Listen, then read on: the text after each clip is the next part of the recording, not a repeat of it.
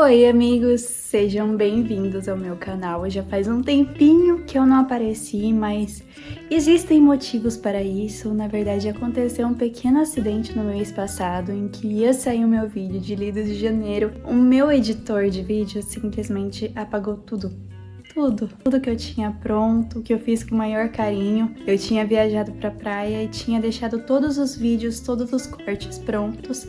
E os únicos arquivos que eu não tinha era o de abertura e de encerramento de vídeo. E assim que eu chegasse na minha cidade eu iria colocar eles. Só que o que aconteceu? O editor sumiu com tudo, com todos os meus vídeos. Então eu fiquei apenas com a abertura e o encerramento mesmo. E eu sei que eu não ia conseguir regravar tudo no mesmo jeito, do jeito que eu gostaria, sabe? Então meio que eu desisti. Mas esse mês estamos de volta para falar sobre os meus vídeos de fevereiro. Esse foi um mês relativamente mais calmo. Eu li 8 livros em janeiro e em fevereiro eu ainda não sei quanto que eu li. Então a gente vai ter uma ajudinha aqui do meu amigo Scooby para acompanhar o que eu li no mês passado, mas o nosso amiguinho Scooby tá deixando bastante a desejar. Não sei vocês, mas o aplicativo tem apresentado muitos bugs para mim. Esse mês eu li o total de 5 livros. Eu não li tanto quanto janeiro, mas tudo bem. Meu foco não é em número e sim em qualidade. Então vamos lá. Eu queria também trazer uma menção honrosa a um dos livros que eu li em janeiro e que eu não consegui falar sobre ele em vídeo. No último vídeo que eu postei nas redes sociais em que eu mencionei ele, a única descrição que eu pude fazer, porque era um vídeo com frases curtas, eram lágrimas, lágrimas e mais lágrimas. O que não deixa de ser verdade, mas é muito pouco para se falar sobre como Toda Minha Ira é um livro maravilhoso. Na minha opinião, muitas pessoas associam livros profundos a uma linguagem rebuscada, chique, complexa. Mas eu tô aqui para dizer que você não precisa de uma linguagem dessas para escrever um livro muito profundo. E foi o caso de Toda Minha Ira. Eu resolvi dar a chance para esse livro como quem não quer nada. Quando eu comecei a leitura, eu falei, bom, eu achei que ia ser mais profundo.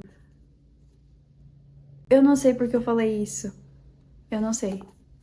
Porque eu achei que ele não ia ser profundo. Eu julguei o livro pela escrita dele. E acabou que eu terminei dando 5 estrelas e favoritando pela profundidade dele. Então aqui a gente vai ter 3 protagonistas, 2 protagonistas que são melhores amigos e a história se passa no presente, e uma protagonista que vive no passado. Essa história é de 3 pessoas que são do Paquistão e vai contar um pouquinho sobre a vida delas atualmente nos Estados Unidos e um pouquinho no passado também. Então a gente tem essa viagem no tempo para entender como que tudo resultou no que é no atual do livro. E ao mesmo tempo, eu acho que a principal mensagem do livro é como ele fala sobre perdas no geral. A perda da inocência, a perda de entes queridos, a perda de oportunidades, a perda de muitas coisas. E como que uma pessoa deve reagir se não com a ira? Com tantas perdas ao mesmo tempo e tudo que você faz pode colocar tudo a sua vida por água abaixo, como que você vai reagir se não com ira? Então, é um livro muito profundo, ele tem muitas camadas. Eu não consigo descrever o suficiente o que ele foi pra mim e por isso que eu queria muito falar sobre ele. Foi uma leitura de janeiro, mas como eu disse, é uma menção honrosa. O principal motivo pelo qual eu li menos em fevereiro foi porque eu li um livro relativamente grosso e com linguagem rebuscada. Eu já estava numa leitura mais pesada, que era Toda a Minha Ira, e resolvi ler baixinho, que ele tem mais de 500 páginas, ele não é extremamente longo, mas ele é extremamente profundo também. Basicamente, esse livro conta a história de 4 gerações de uma família coreana que se mudou para o Japão durante a guerra. É uma ficção histórica e os acontecimentos históricos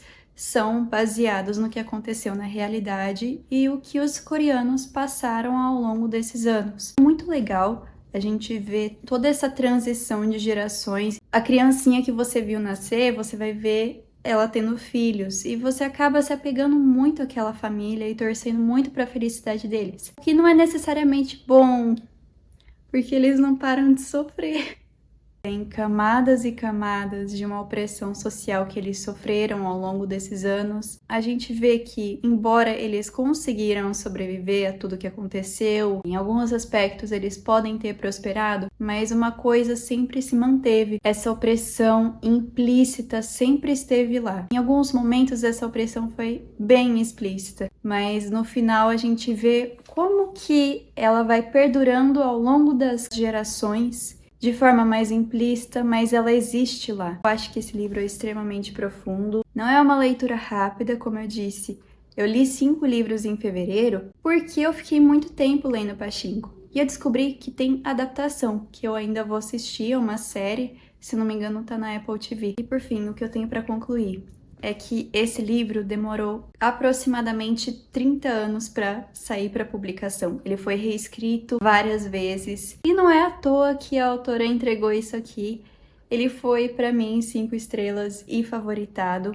E eu tenho uma coisa para contar sobre ele. Eu peguei ele por indicações do BookTok e falei, bom, eu acho que ele vai ser maravilhoso. Eu acho que ele vai ser uma leitura que vai mudar minha vida e que eu vou favoritar e eu vou dar 5 estrelas. Só que quando eu tava na metade, eu tinha certeza que não ia ser mais assim. Eu não aguentava mais a história. Então o ritmo dessa história é um pouquinho mais lento e eu realmente não estava muito apegada até a metade do livro. Passou da metade do livro, eu não sei o que aconteceu, qual chavinha que virou dentro de mim, que eu não conseguia parar de ler e não conseguia parar de pensar nessa família. Então, olha, Pachinko foi uma surpresa muito boa. No meio foi meio que uma decepção, só que depois foi uma surpresa muito boa. Enfim, eu acho que é uma leitura que vale muito a pena, que eu acho que todo mundo deveria ler. Aí vocês me perguntam, Laura, só que depois disso você foi ler uma coisinha mais leve, né? Sim, pelo amor de Deus. Eu comecei a ler melhor do que nos filmes. Ele tava ali me espiando todo dia. Uma amiga minha tinha feito uma publicação mostrando que cada ilustração dessas da capa é referência a um livro, a um filme de romance. E aqui a gente tem uma protagonista que é apaixonada por filmes de romance, de comédia romântica, porque a mãe dela era apaixonada por isso e ela perdeu a mãe dela em um acidente de carro. A escrita da Lin é muito gostosa, é um livro que ele flui facilmente, ele é divertido, eu dei muita risada lendo isso aqui. Embora ele seja um romance adolescente, eu acho que sim, os personagens eles agiram conforme a idade deles. Eu já li algumas críticas em relação a esse livro, falando que eles acharam os personagens muito infantis, mas, gente, não dá pra você esperar a maturidade de adolescentes que não tem toda a maturidade do mundo ainda pra lidar com algumas coisas. E a gente tem aquele tipo de protagonista que é a personificação da menina de romance, sabe? Que ela cria cenários de filmes na cabeça dela e ela se veste de forma toda fofinha. E aí ela tem essa rixa com o vizinho dela por uma vaga na frente da casa dela e eles ficam lutando por aquela vaga. Eles se odeiam. Quando chega um colega deles da infância, ele volta para a cidade deles, ela quer ficar com ele. Ela sempre foi apaixonada por esse menino. Aí ela consegue chegar em um acordo com o vizinho dela. Se ele ajudar ela a ficar com esse menino que voltou para a cidade deles, todos eram amigos, tá? Para fins de contexto. Se ele ajudasse ela, ela daria a vaga na frente da casa deles para sempre para ele estacionar. O romance surge a partir daí, é muito bom, é muito legal e eu fiquei toda hora assim pulando de alegria pelos dois e torcendo por eles. É maravilhoso. Eu quero ler o outro livro que eu tenho dessa autora, que eu ganhei da Intrínseca também e eu tô louca pra ler. Ele veio com um kit maravilhoso de bloquinho de notas e veio um monte de coisa, veio até tatuagem. Depois eu mostro pra vocês. E aí, gente, o que aconteceu no mês de fevereiro?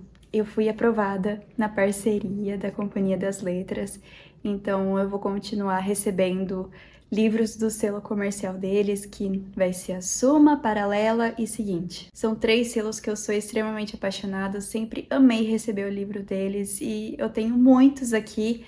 Inclusive esse ano, como eu contei pra vocês, é uma meta minha zerar todos os meus livros da estante e eles dominam uma boa parte da minha estante de não lidos. Mas voltando, O que eles têm a ver com os meus lidos de fevereiro? Eles disponibilizam alguns e-books para os parceiros lerem numa plataforma que chama NetGalley. E aí eu tive a oportunidade de ler um livro nacional que eu sempre quis ler, Pequena Coreografia da Deus. Posso dizer que eu fui sem expectativa para esse livro. Eu sempre quis ler, mas eu falei, vamos com calma, porque nos últimos livros eu tinha colocado tanta expectativa e essa coisa de se decepcionar não estava dando certo para mim. Então eu falei, vamos com a cabeça limpa. E meu Deus, que surpresa boa! Esse mês foi muito bom. Em geral, minhas leituras foram muito boas. É simplesmente impressionante a forma como essa autora descreve sentimentos e a forma da escrita. Eu não sei se esse livro se encaixa em poesia ou prosa, provavelmente é uma poesia, só que os versos são bem longos. Então você sente como se você estivesse numa prosa e ao mesmo tempo ele é poesia. A autora dita o ritmo de uma forma muito legal em que você acaba sentindo o que a protagonista está sentindo. E no caso da Pequena Coreografia da Deus, a gente tem a Júlia como protagonista. E ela sofre, hein? Ela sofre negligência da mãe, do pai. É um livro que tem muitos gatilhos, então se você é sensível, eu não recomendaria se você não estiver muito bem preparado para isso. Ela tem pais separados e ela sofre abuso físico da parte da mãe dela. É um livro com uma carga bem pesada e a gente vê como a Júlia vai se libertando pouco a pouco, como a Júlia vai crescendo, cheia de traumas. E como que ela vai para a vida adulta depois de tudo isso? Não é um livro longo, ele tem 240 páginas, mas como eu escrevi na minha resenha do Scooby, foi como se fossem 100. Para mim a leitura passou voando.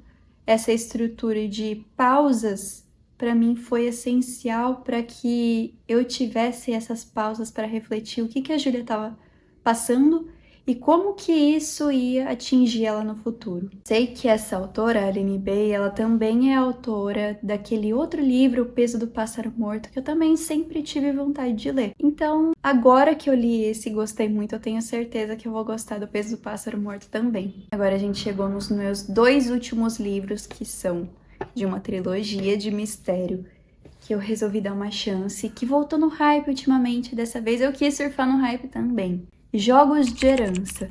Eles estão com uma capa nova, muito bonita, por sinal, muito melhor do que a antiga. Minha amiga já tinha lido, eu já vi que ela recomendou várias vezes no perfil dela, mais de uma amiga recomendando. Eu falei, bom, gente, acho que tá na hora de dar uma chance também. Eu não tava muito afim esse mês de ler fantasia e eu confesso que eu tô meio enjoada, então eu tô começando a explorar novos gêneros que antes eu não dava muita trela. E mistério é um deles que eu tenho vontade de ler, mas ao mesmo tempo eu não fazia nada pra isso acontecer. Pois esse mês eu fiz acontecer, eu tô no 2º livro, mas vamos começar pelo começo. A gente tem uma protagonista que perdeu a mãe, ela vive com a irmã mais velha dela e o pai delas é ausente. Basicamente elas têm que se virar sozinhas. Até que chega um dia e a protagonista é convocada porque ela recebeu uma herança de um velho que faleceu e é extremamente rico. Por quê? Ela não sabe, nem a gente sabe. É um grande mistério, mas a gente sabe que tem uma família que ficou muito puta por ter perdido praticamente toda a herança para essa menina.